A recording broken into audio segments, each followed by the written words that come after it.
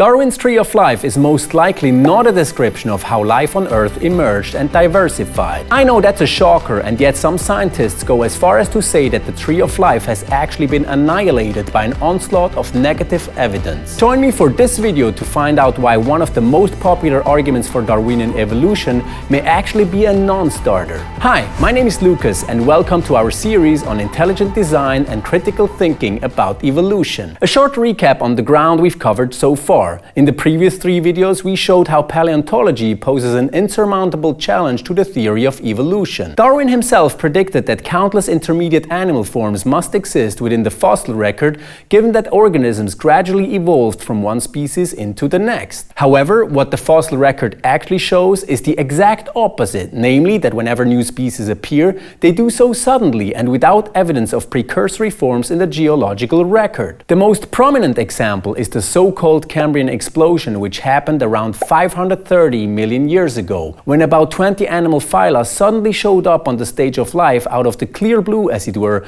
but with no intermediate forms from the Precambrian strata. I've also talked about a total of 4 Darwinian attempts to solve the dilemma of the Cambrian explosion and have explained why all of them fail. Check out this playlist up here to get to those videos. Given that no attempt to reconcile paleontology with evolutionary theory has succeeded, Darwinian evolutionists have come to admit that the fossil record doesn't fit with their theory, as we will see at the end of this video. For the same reason, they've started to turn their focus towards another field of study in their search for support of evolution: homology and phylogenetic trees. The importance of these two for evolutionary theory cannot be emphasized enough. Also, while lay people who argue for evolution in everyday discussions may not know the term homology, they constantly refer to this concept in making their case, and I'll show you how in a minute. The technical definition of homology is essentially sequences or structures that have a similar relation or position within an organism, corresponding in structure and in origin, but not necessarily in function. This probably seems a bit unclear for now, and it reflects the fact that biologists often have difficulty determining whether two structures or genetic sequences are homologous. But let me first sketch a few clear-cut basics for you to help explain the idea of homology. It all starts with chapter 13 in Darwin's On the Origin of Species, which bears the title The Mutual Affinities of Organic Beings. In that chapter, Darwin essentially claimed that similar anatomical structures in different animals offer significant support for his theory. For example, when you look at the forelimbs of these 6 creatures, you'll find that while they may look different, they still share the same fundamental structure. This is a case of homology, and according to Darwin, supports the hypothesis that all life forms have evolved from one common ancestor. If you've ever watched a YouTube video on evolution or discussed evolution with a friend, chances are those forelimbs got mentioned. Darwin's original argument from homology was concerned with anatomical structures as one could see them with the naked eye. However, the rise of biochemistry in the 20th century has opened up the possibility of investigating homology not only on the anatomical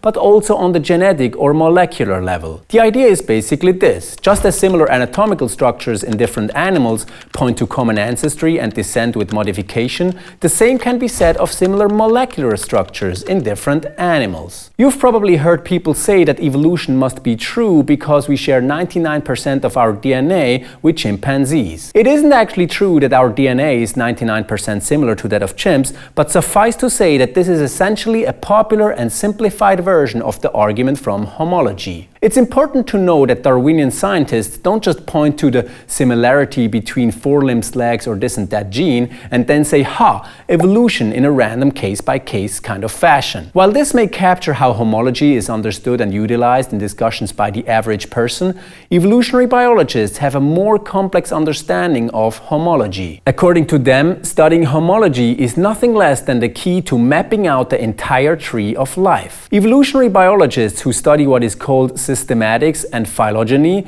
are engrossed in efforts to reconstruct the tree of life. We'll be talking about this a lot from now on, but before we do, there is something that's absolutely crucial to be aware of for our discussion. Something which can easily go forgotten, and it's this: evolution is not just an abstract idea or a concept. No, if evolution is true, if there was one or a few ancestor animals from which all other animals have evolved, then this means that there was one specific way in which this actually happened historically. This is perfectly captured by Richard Dawkins, who says that there is, after all, one true tree of life, the unique pattern of evolutionary branchings that actually happened. What Dawkins means, and rightly so, is that evolution is not just a theoretical concept and that it doesn't really matter how it played out in history.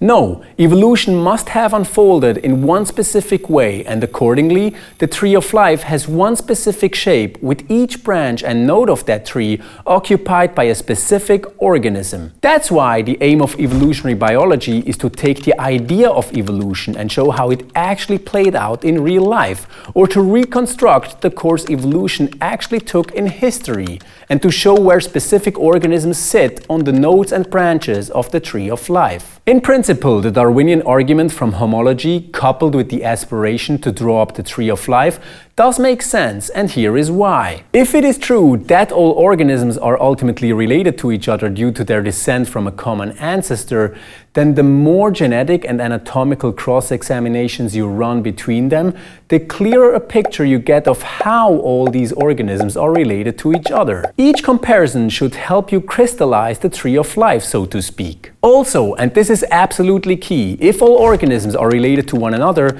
then all your comparative studies of homology, no matter whether they are rooted in anatomy or genetics, should end up cohering with one another, because they would all uncover parts of one and the same big picture. Again, as Dawkins said, there is after all one true tree of life. Of course, this is not to say that mapping out the tree of life is supposed to be easy, that all comparisons should immediately fit hand in glove with each other, and that it should never be the case that evolutionary biologists will have to make adjustments as they aspire to reconstruct the tree of life. However, it is to say the following: if evolution is true and if all animals go back to one common ancestor, there should emerge from systematics at least an overall tendency towards a unified picture of how evolutionary history played out. Hopefully by now you understand what homology is and what end it serves in reconstructing the tree of life. Today's phrase of the day is, "I have no clue."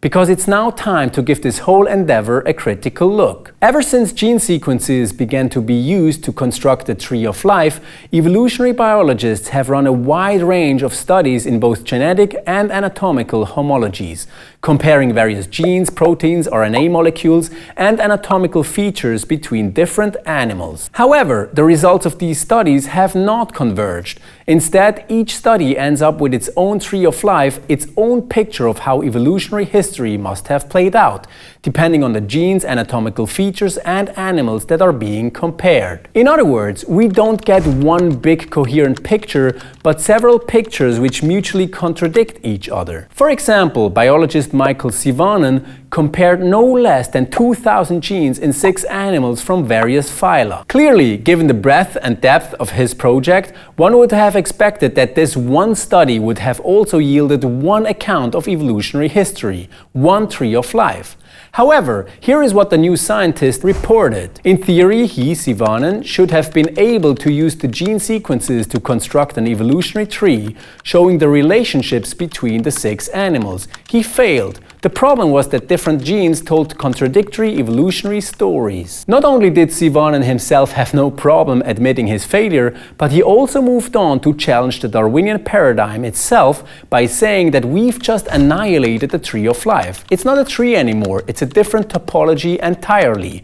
What would Darwin have made of that? Now, Sivanen's study is not the exception. The New Scientist pointed out that many biologists now argue that the tree concept is obsolete and needs to be discarded. The evolution of animals and plants isn't exactly tree-like. Accordingly, the magazine went on to describe the Darwinian project of mapping out the tree of life as lying in tatters, torn to pieces by an onslaught of negative evidence. Other magazines have offered the same conclusion. Trends in ecology and evolution has pointed out out that evolutionary trees from different genes often have conflicting branching patterns, and the Biological Reviews has acknowledged that phylogenetic conflict is common and frequently the norm rather than the exception. Antonis Rokas, who is considered a leading figure in genetic homology, concluded that despite the amount of data and breadth of taxa analyzed, relationships among most phyla remain unresolved. He went on to state that the complete and accurate tree of life remains an elusive goal. So far, we've only looked at the picture of the tree of life that emerges from studies that are gene-based. However, the argument from homology concerns not just genetic but also morphological similarities in different animals, as we said in the beginning. And if it's true that all organisms are related, then the conclusions drawn from genetic homology should be congruent with those drawn from morphological similarities, right? Or to use an analogy, you can put the jigsaw puzzle together based on the shape of the pieces or their colors, and it doesn't matter whether you take this or that route or even switch between them. In the end, the pieces will fit because they are part of one and the same big picture. However, that's exactly what you don't get when it comes to molecular and morphological homologies. Instead, as was noted in Science, animal relationships derived from these new molecular data sometimes are very different from those implied by older classical evaluations of morphology. Similarly, nature observed that evolutionary trees constructed by studying biological molecules often don't resemble those drawn up from morphology. So we've looked at comparisons of trees based upon different genes and comparisons between trees based upon genes versus morphology. The one option that is missing is the comparison between trees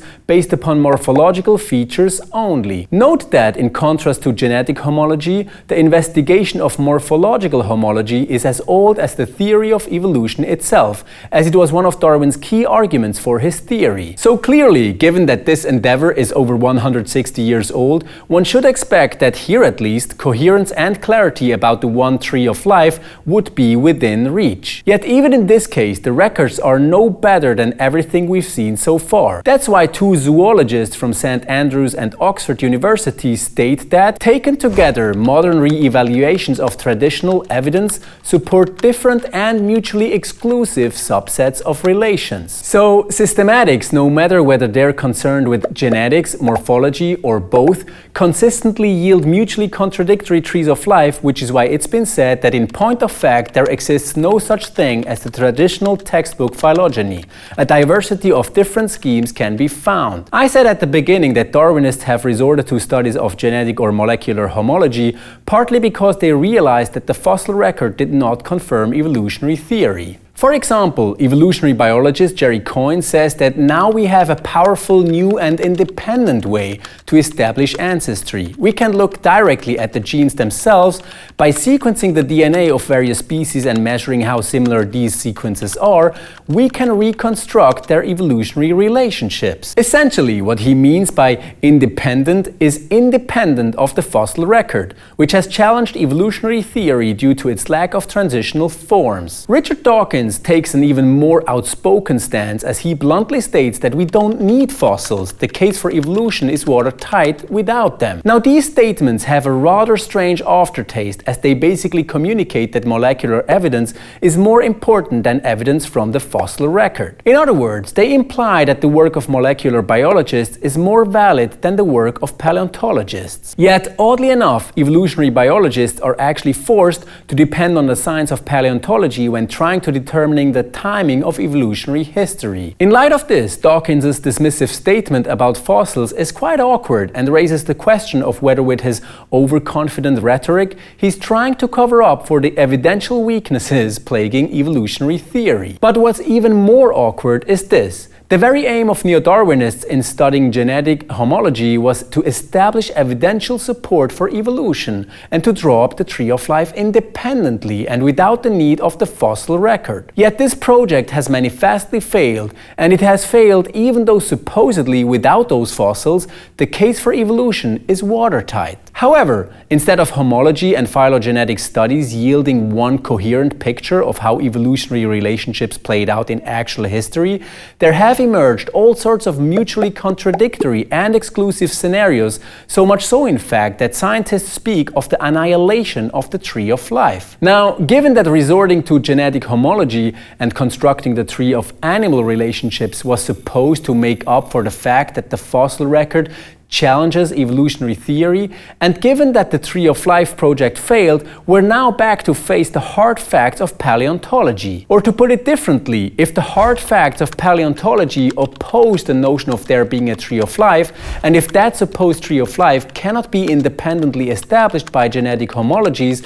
well, what evidence for Darwin's Tree of Life are we left with? To put it bluntly, Dawkins's claim that there is, after all, one true tree of life simply isn't supported by the evidence. To this day, studies in homology based on certain genes or RNA molecules and anatomical traits continue. And to this day, these studies fail to offer us one coherent picture of evolutionary history, even as meta-studies are conducted whose goal it is to integrate several studies into one big picture. In other words, after 160 years of studying anatomical homology and around 60 years of studying genetic homologies, Darwinists have still failed to tell us what the tree of life actually looks like. What this means is that those who study homology simply assume evolution to be true, but they've never actually demonstrated that the ancestral evolutionary relationships between different organisms are real. Check out this playlist over here to delve deeper into the basics of intelligent design.